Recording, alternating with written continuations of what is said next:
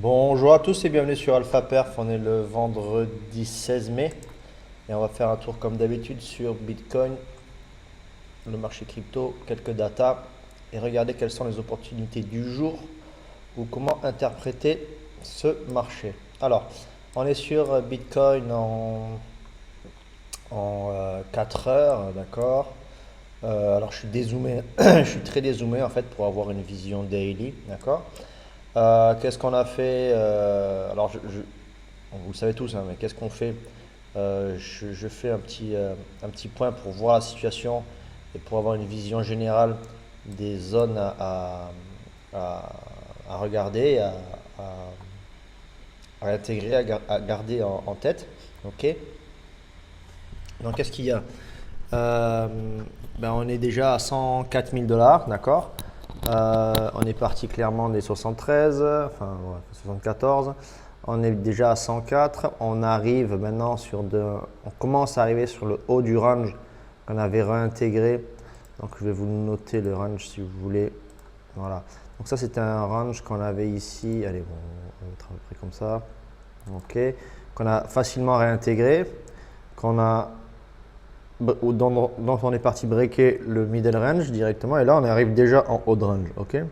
Donc dans les probabilités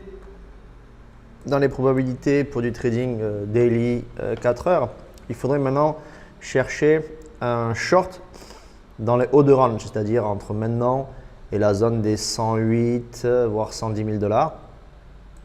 Il est peu probable qu'on fasse un ATH je dis bien dans les probabilités de ce genre de, de pattern, de choses. Il est plus probable qu'on tape le haut de range, voire qu'on fasse une petite prise de liquidité, un faux fake out, qu'on réintègre et qu'on zone ici pour après peut-être aller taper l'ATH. Je ne dis pas que Bitcoin ne va pas faire un nouvel ATH, mais ce n'est pas forcé qu'il le fasse maintenant. Donc, en tant que trader, on joue de la proba. Moi, je vais jouer ça, ça, peut-être ça et ça. D'accord? Pourquoi? Parce qu'une fois de plus, on est dans une saisonnalité qui fait que sell in May. Donc, on pousse les prix pour bien vendre en mai. And go away. Donc, mai, juin, juillet, juin, juillet, août, il va rien se passer. Le prix peut zoner là-dedans. Peut-être pas, peut-être peut créer un range d'ici. Hein. D'accord? Peut-être qu'il peut créer ce range-là. Ou peut-être aussi qu'il peut repartir en bas pour refaire peur un peu à tout le monde, comme on en a parlé dans l'autre vidéo, quand j'en ai parlé dans la vidéo de mercredi me semble, pour aller après refaire un nouveau plus haut, d'accord? Ou même revenir chercher les plus bas, d'accord? Voilà, ça c'est tout ça, ce sont, alors là c'est de la spéculation, pour moi c'est du moyen long terme, enfin moyen terme, mais c'est des scénarios qui peuvent arriver. La probabilité que ce soit l'un ou l'autre qui se fasse, enfin pour moi c'est, il y a la même part de probabilité, ok, d'accord. Alors évidemment il y a des résistances à pas aller chercher, ainsi de suite, et il y aura des invalidations, ça on le verra petit à petit dans l'avancement du prix. Aujourd'hui, qu'est-ce qui m'intéresse donc dans ce dans ce timing et dans cette manière de zoomer le prix, c'est juste de voir on est dans une zone ici qui est quand même une zone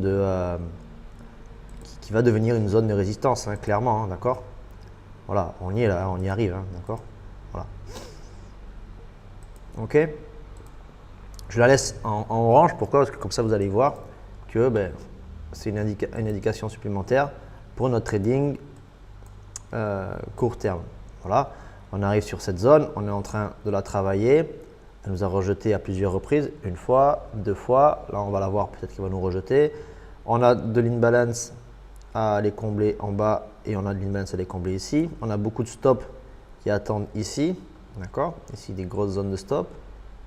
Là, on est en H1, on a des OB certainement à aller choper. On va faire simple. On a des OB à aller prendre, vous voyez. Donc voilà, le prix pour moi a autant de chances. Le prix a autant de chances de partir à la hausse comme à la baisse, d'accord. Les narratifs ne sont pas exceptionnels aujourd'hui pour dire que on va partir to the moon, nanana. Il y a de belles news comme d'hab, mais bon, si tout le monde court après les news, effectivement, le prix pourra éclater. Mais souvenez-vous, l'année dernière, on a eu des belles news toute l'année. Et le prix, enfin bon, si l'année dernière, on est monté. Mais bon, il y a des moments où on a eu des belles news pendant des grosses périodes où le prix a bien stagné, quoi, d'accord? Donc faites attention à ça, ok? Étant trader court terme, moi une fois de plus, je fais ma performance dans des mouvements comme ça. Je n'attends pas d'aller chercher les 120 000 $ ou les 400 000 $ ou les 50 000 $, d'accord? La performance peut se faire ici, du moins pour ma part. Et la performance que je fais là me convient amplement, d'accord? Donc, on est là pour passer le moins de temps possible exposé au marché. C'est ce qui fait aussi que le risque est bien géré. Moins on est exposé, mieux le risque est géré, d'accord? On est des traders, on n'est pas des investisseurs. Si vous avez des investissements à faire, il y a d'autres personnes qui seront mieux vous conseiller, qui vont eux faire des investissements long terme sur certaines cryptos, certaines altes et ainsi de suite. Bon, même si j'en fais aussi, il n'y a aucun problème, hein. Mais ce n'est pas le but de cette chaîne, d'accord? Donc, Bitcoin, qu'est-ce qu'il nous fait? Donc, il nous fait cette pattern ici là, de prise de liquidité. On repart à la hausse, on laisse les liquidités ici, on repart à la baisse, on vient chercher les liquidités, mais on ne prend pas celles-ci puisqu'elles ont déjà été prises, hein. On a de quoi se retourner, on repart et là on laisse un plus bas, un plus haut, pour l'instant plus haut que celui-là. Il faudrait que maintenant on vienne breaker ça, chercher cette liquidité et continuer à la hausse pour aller chercher la zone des 107 108 000 $. D'accord? Alors, là je vais me mettre en 15 minutes. Et en 15 minutes, je vais regarder un peu. Bon, là, on est tôt hein, ce matin, c'est vendredi matin. Pour vous, il est 6 h du mat. On est relativement tôt. On voit qu'on a laissé quand même pas mal d'imbalance à la hausse. Cette imbalance a été comblée ici, comblée là, ici. Bon, elle n'est pas comblée, mais voilà, on peut tout de même venir la combler et continuer. Là, on a une belle tendance haussière qui s'est créée. Non, mince, pardon. Voilà, là, on a une belle tendance haussière qui s'est créée. Bon, elle part de là, hein. Ok.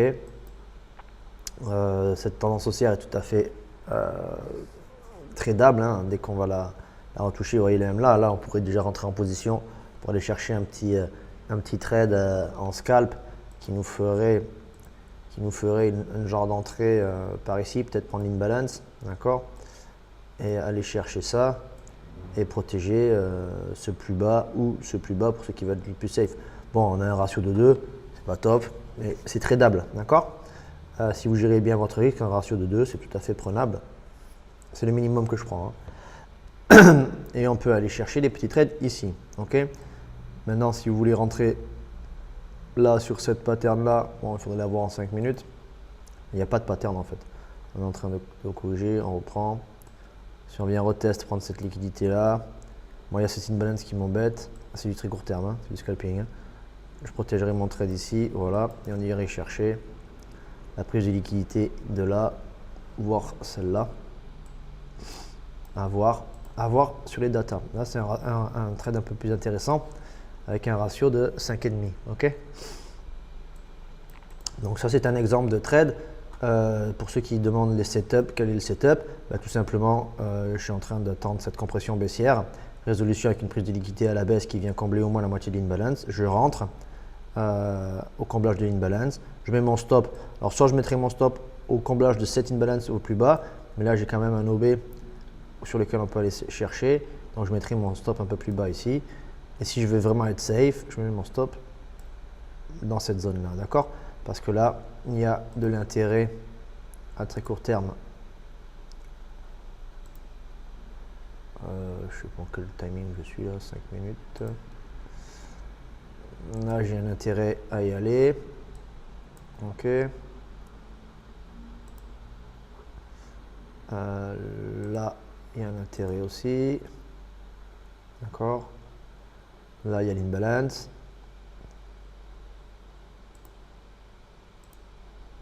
Ok. Là, j'ai ces deux zones d'imbalance.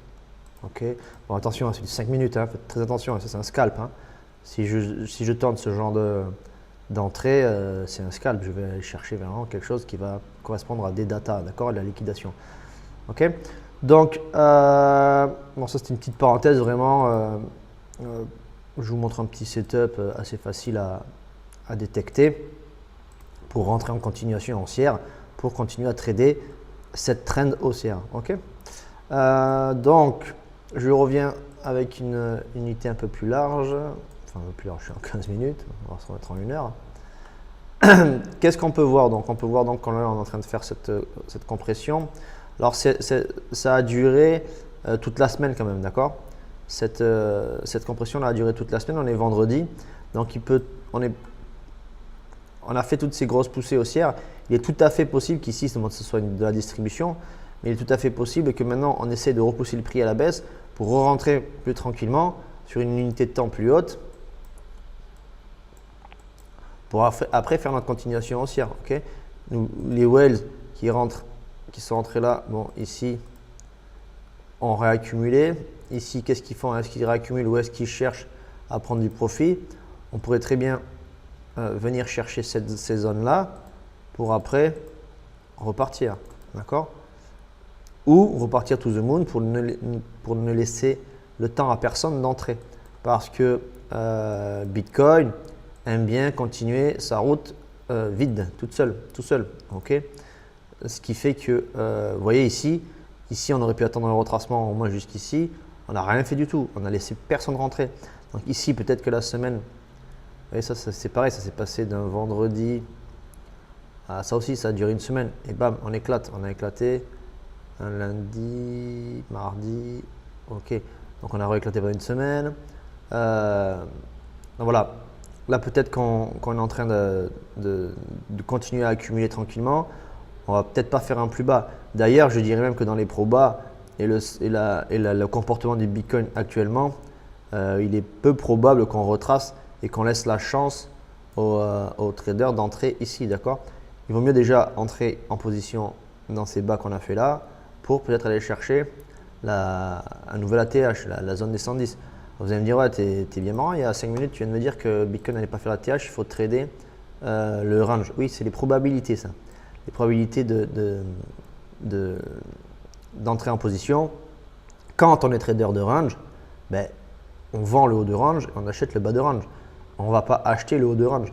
Mais il est tout à fait possible ici, à court terme, vu la pattern, et là je parle bien de très court terme, vu les patterns qui se créent ici, qu'on aille pousser pour justement aller chercher ce haut de range. D'accord? Mais ce haut de range peut avoir un excès de prise de liquidité. Et là, on pourra chercher à shorter à court terme aussi, voire à plus long terme. Mais aujourd'hui, là, je vais ni shorter, je ne vais pas shorter ça, quoi. On a trop de momentum haussier, on est trop haussier pour le moment. Les indices, les indices sont haussiers, ils ont clairement un ATH à aller chercher. Le NAS, pareil, hein, le NAS est haussier. Pourquoi il ne continuerait pas pour aller chercher un ATH ici et se retourner? Quand il était là, j'ai dit on prend un nouvel ATH, on va se retourner. Bam, on l'a fait. Pourquoi ne pas le faire ici? Prendre un nouvel ATH, brouter un peu et se retourner aussi. Ok? Même si là, il y a eu le narratif des taxes douanières et ainsi de suite, il peut y avoir autre chose, hein, d'accord? Donc voilà. Je ne crie pas encore au bull run, enfin du moins la continuation du bull run, mais il est tout à fait possible que le prix continue à pousser et on va nous le trader en continuité, d'accord? Mais toujours prêt et sur du court terme à shorter des moments qui peuvent être intéressants à être shortés, d'accord? Donc on va faire un petit tour sur les datas. Les datas, qu'est-ce qu'ils nous disent? Ben, clairement, hein, ça c'est la hausse, la trend haussière qu'on a. Ben, on a de l'accumulation de stop en dessous, hein, pendant la montée, tac, tac, tac, tac. On a du stop qui nous attend jusqu'à 100 000 $, on va dire 101 000 $, on va dire. Ok. On a quelques stops en haut aussi, dans les 104, 105 et toute cette zone. Évidemment, hein, à court terme, le prix est borné, c'est toujours pareil. Il y a des gens qui long, il y a des gens qui short. En 48 heures, comment se comporte la liquidité? Voilà, là on voit que le prix est shorté, plus fortement shorté, hein. Donc visiblement, on va voir sur les funding et l'open interest, mais visiblement depuis ces moments-là, là, le prix est shorté, plus fortement shorté, et puisqu'on a quand même beaucoup de liquidation dans la zone de 104 à 105 000 $, ce qui pourrait totalement alimenter le prix pour continuer à éclater à la hausse. D'accord? Donc là, je viens maintenant sur le contrat BTC USDT sur Binance. Je suis en 1 heure. Donc, comment se comporte le prix? Donc, on va dire que… comment se comportent les traders? Pardon, excusez-moi. Là, donc, on va dire qu'on a… J'essaie de recaler dans ma tête la charte. Donc, depuis ce début de semaine, depuis le 8 mai, là, en CVD, on est vendu. Le prix tient, donc ça veut dire qu'il tient par… l'une de mes… Quand CVD est vendu, que le prix descend peu, c'est que pour moi, le prix est retenu par les contrats à terme, d'accord? Les contrats à terme, les dérivés, quoi. Ici, on a quand même une tendance baissière des funding rates. Ça veut dire qu'on a de moins en moins de contrats qui restent ouverts. Soit des longs comme des shorts, on a de moins en moins de contrats qui restent ouverts. Donc, ça veut dire que pendant cette période de range, les gens se désintéressent. Donc, sortent de leur long, sortent de leur short. D'accord?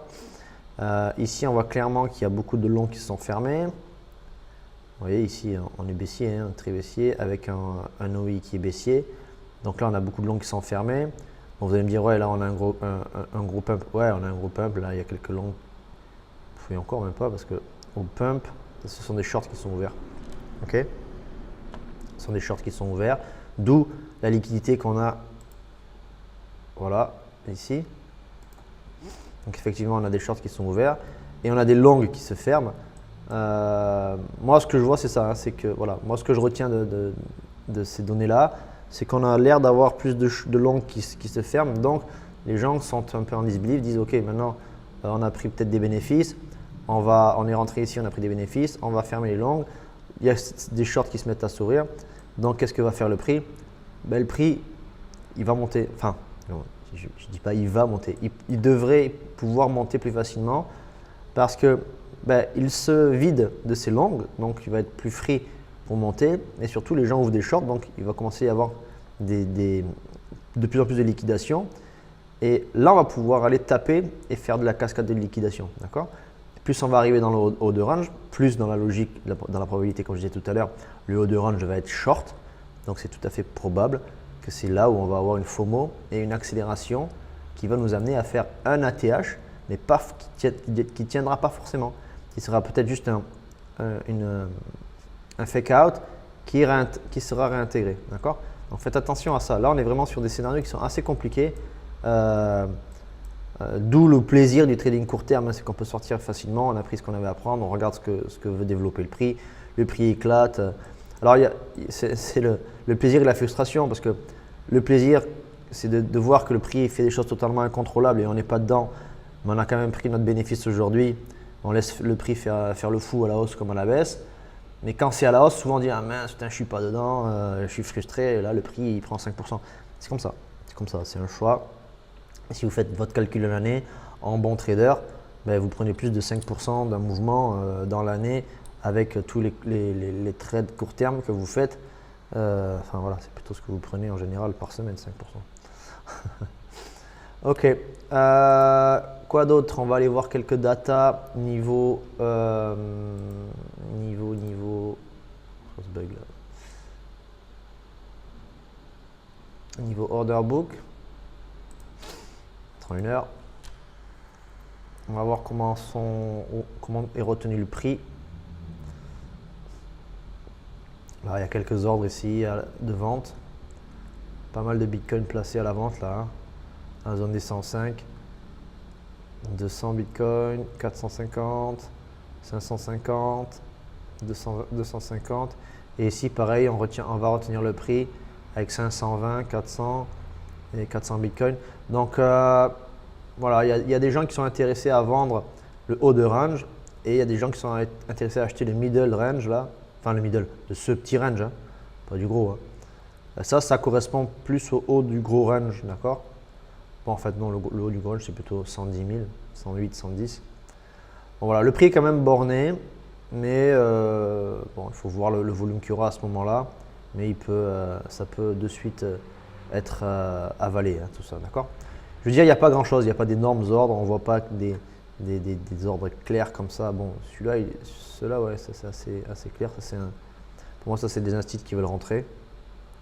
Donc ils attendent un retracement pour racheter ici. Voilà. Donc ça, c'est possible à garder à l'œil parce qu'ici, les instituts peuvent retenir le prix. Personne ne va acheter, on fait descendre le prix, ici on rachète et là on repart. D'accord? Et il me semble que les whales ont acheté ce matin. Ça aussi c'est assez intéressant. C'est eux qui ont fait pump ce matin le prix là.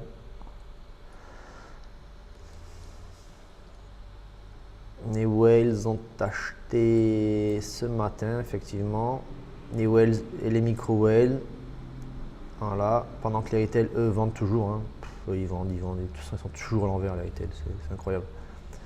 Sur Ether, c'est intéressant, on a les whales qui sont dans le même sens que les retail et les micro whales, eux, qui font que vendre. Ah, ils font que vendre, ils ont acheté ça et ils vendent à bloc quoi. Et les whales, eux, achètent. Les whales achètent toujours Ethereum. Je pense que ça va chercher vraiment à pousser Ethereum vers les 4000, vers la TH, pour rattraper le gap qu'il y a avec Bitcoin. Mais moi, à voir, moi je spécule plus trop sur Ethereum. À tort, hein, puisqu'il a fait une belle performance, mais c'est pas une charte que je suis, c'est pas une charte que je trade en ce moment. Voilà. Rien de plus, ok, pour aujourd'hui. Voilà, ça fait déjà 20 minutes de vidéo. J'ai pas grand chose à dire sur le déroulement potentiel de la journée. Je vais jouer mes scénarios comme d'habitude à la hausse et à la baisse. Je vais voir comment réagit le prix. Je suis capable de tourner ma chemise rapidement. Voilà. Là, peut-être que le short que je vous ai dit tout à l'heure, le long que je vous ai dit tout à l'heure, peut-être va être à présenter. Peut-être je vais le call, je sais pas, je vais voir. Donc, venez sur le Discord et n'hésitez pas à suivre, liker les vidéos, suivre, partager, laisser des commentaires et puis vous connaissez la musique quoi. Voilà, allez, bienvenue à tous sur le Discord pour ceux qui ont envie de progresser en trading, d'évoluer avec un groupe plutôt motivé. Voilà, c'est plus on est de fou, plus on rit. Ok. Allez, bon trade à tous. Ciao, ciao.